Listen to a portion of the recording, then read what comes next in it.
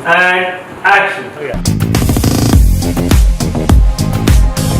इससे तो थोड़ा और सेक्सी हो गया। Did you know, Hrithik Roshan की फाइटर मूवी इंडियन सिनेमा की पहली एरियल एक्शन फिल्म है।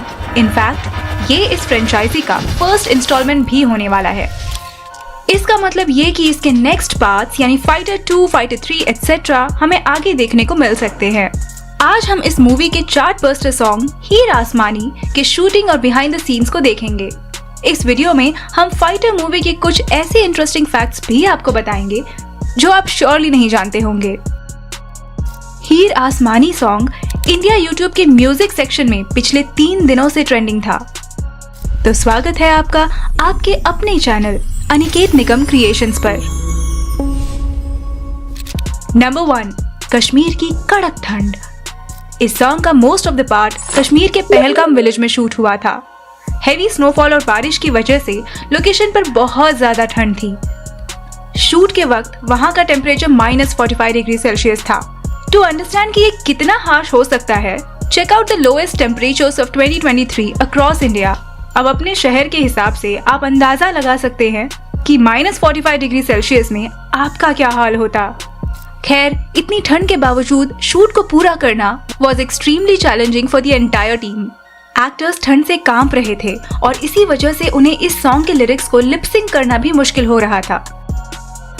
इस क्लिप में हम देख सकते हैं कि ऋतिक रोशन को लिप सिंक करने के लिए कितना स्ट्रगल करना पड़ रहा है। तकदीरों से भाई ये मेंटेन होना चाहिए। Number 2, this song is showcasing team building, bonding and togetherness. इस गाने का टाइटल हीर आसमानी का मतलब होता है my love in the sky. इस टाइटल से ही पता चलता है कि इसके किरदारों का आसमान में उड़ने का इरादा है। IAF की एक एलीट टीम फाइटर जेट का इस्तेमाल करके आसमान में उड़कर किसी बड़े मिशन के लिए ट्रेन हो रही है। वो अपने काम को लेकर बहुत ज्यादा पैशनेट और डेडिकेटेड है। उनके आपस की बॉन्डिंग कितनी स्ट्रांग है ये डिपिक्ट करने के लिए ही इस सॉन्ग को मूवी में ऐड किया गया था। एक्चुअली इस सॉन्ग का कश्मीर में शूटिंग स्केड्यूल सिर्फ 3 दिन का प्लान था, लेकिन एक्सट्रीम कोल्ड और बारिश की वजह से वो 6 दिन का करना पड़ा। लेकिन इस कड़ाके की ठंड के बावजूद टीम ने आपस में काफी मस्ती भी की है। स्नोबॉल फाइटिंग, कबड्डी ऐसे गेम खेलकर एक दूसरे के साथ फन करते हुए उन्होंने इस टफ शूट को कंप्लीट किया था। इस पूरे सॉन्ग की शूटिंग बेकर्स ऑस्ट्रिया में करना चाहते थे, लेकिन मूवी का बजट ऑलरेडी बहुत ज्यादा हो गया था, इसलिए फिर उन्होंने इसे कश्मीर की वादियों में शूट करने का डिसीजन लिया। जेंटल रिमाइंडर, बजट इश्यूज इतने बड़े एक्टर्स की मूवीज को भी होते हैं। फाइटर मूवी का टोटल बजट 250 करोड़ का था और उसमें से 5 करोड़ मेकर्स ने इस सॉन्ग पर खर्च कर दिए। Number 3, real fighter jets in use. इस मूवी के कुछ सीन्स को शूट करने के लिए मेकर्स ने मुंबई के यश राज स्टूडियो में सेट लगवाकर वहां एयरफोर्स बेस, क्लासरूम्स और ऑफिसेस क्रिएट किए थे। स्क्रीन पर दिख रहे इस सीन की शूटिंग इसी स्टूडियो में शूट हुई थी। इसमें हमें पीछे एक फाइटर जेट भी दिख रहा है। एक रिपोर्ट के अनुसार इस मूवी में real Indian air force cadets and fighter jet use किए गए हैं और उस फाइटर जेट का नाम है सुकोई Su-30 MKI फ्लैंकर H। ये फाइटर जेट इंडियन फोर्सेस का पहला मोस्ट पावरफुल जेट था, but now it is replaced with Dassault Rafale.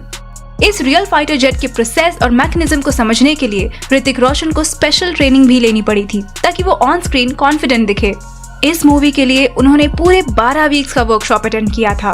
Additionally उन्होंने तेलंगाना के एयरबेस और एयरफोर्स ट्रेनिंग एकेडमी में भी विजिट किया था। वहाँ के पायलट के साथ थोड़ा टाइम स्पेंड कर वो उन्हें ऑब्जर्व करना चाहते थे। ये सब देखकर पता चलता है कि वो इस फिल्म को लेकर कितने ज्यादा डेडिकेटेड थे। Number 4, kabaddi and bike riding. इतनी बर्फ में हमें ये IAF की टीम कबड्डी खेलते हुए दिख रही है। इस सीन को शूट करने के लिए इस कैमरामैन की मेहनत को देखिए। इतना भारी कैमरा उठाकर उन्होंने इस सीन को शूट किया था।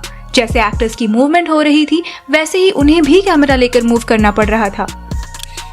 अ फन फैक्ट, जब ऋतिक रोशन को पता चला कि वो -45 डिग्री में शूट कर रहे हैं तो लुक एट हिज एक्सप्रेशंस। -40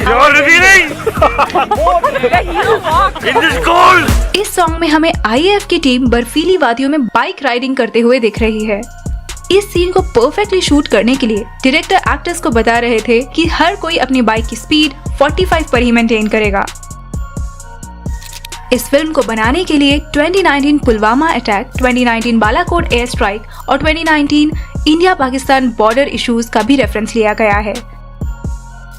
हीर आसमानी सॉन्ग रिलीज होने के बाद जब मैंने देखा कि ये बी पराग ने गाया है तो मुझे लगा था कि ये कोई sad and heart breaking song होगा, बट इसे सुनने के बाद पता चला कि ये तो काफी एनर्जेटिक सॉन्ग है।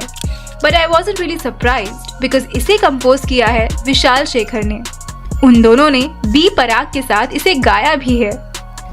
फाइटर के अब तक 3 सॉन्ग्स रिलीज हो चुके हैं, जिसमें से ये हीर आसमानी leaves me with goosebumps and is my personal favorite. Let me know which is your favorite song from the movie in the comment section. इस वीडियो को आखिर तक देखने के लिए आपका तहे दिल से शुक्रिया।